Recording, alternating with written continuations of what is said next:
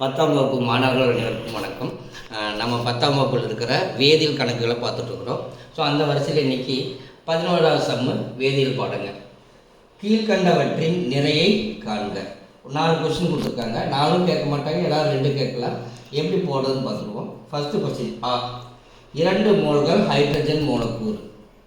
அடுத்த question 3 மோல்கள் chlorine மூலக்கூறு. 3வது 5 மோல்கள் சல்ஃபர் மூலக்கூறு.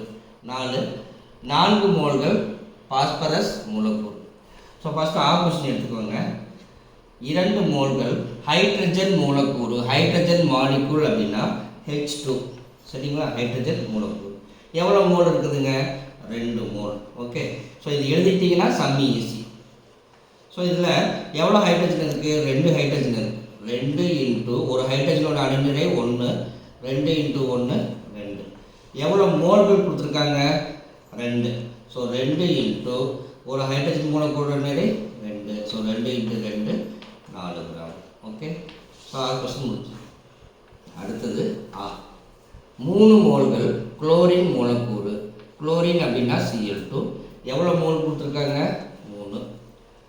ஸோ 2 இன்ட்டு குளோரின் எவ்வளோ இருக்குங்க? 2 இருக்குது. 2 இன்ட்டு ஒரு குளோரின் அணுவுடைய அணுநிறை எவ்வளோன்னா 35.5, சரிங்களா? 2 பெருக்கினீங்கன்னா 71. எவ்வளோ மோல் இருக்குது?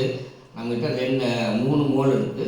So 3 into 71, 21 213 gram.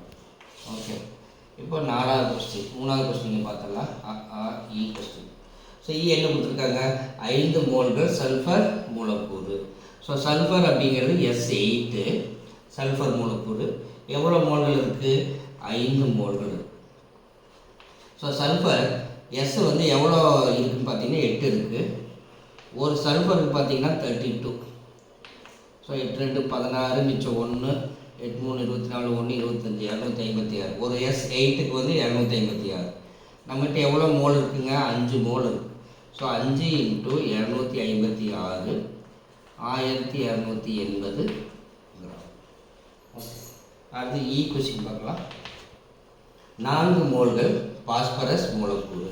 பாஸ்பரஸ் அப்படிங்கிறது P4, சரிங்களா? எவ்வளோ மோல்கள் இருக்குது? 4 மோல்கள். ஸோ ஒரு பாஸ்பரஸ் இங்கே எவ்வளோ இருக்குன்னா 4 இருக்குது.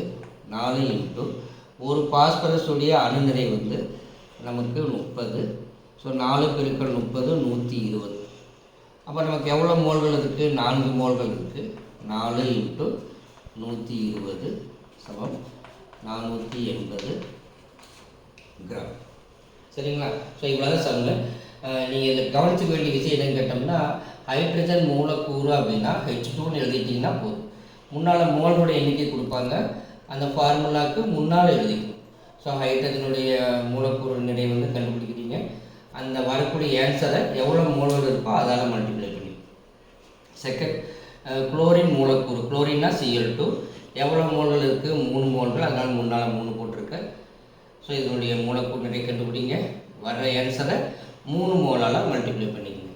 சல்ஃபர் அப்படிங்கிறது எப்போவுமே ஹைட்ரஜன் எப்படி 2 அணுக்கள் சேர்ந்து மூலக்கூறாக இருக்கோ, அது மாதிரி சல்ஃபர் எப்போவுமே 8 அணுக்கள் ஒன்றா சேர்ந்து மூலக்கூறாக இருக்கும்.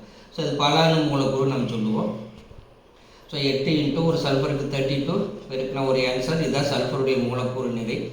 நம்மகிட்ட 5 மோல்கள் இருக்குங்காட்டி 5 இன்ட்டு 256 ஆன்சர். ஸோ பாஸ்பரஸ் அப்படி தான். ஒரு பாஸ்பரஸ் அணு அப்படின்னு தனியாக இருக்காது. 4 பாஸ்பரஸ் ஒன்றா சேர்ந்து மூலக்கூறாக காணப்படுது P4. ஸோ 4 இன்ட்டு ஒரு பாஸ்பரஸுக்கு 30 120.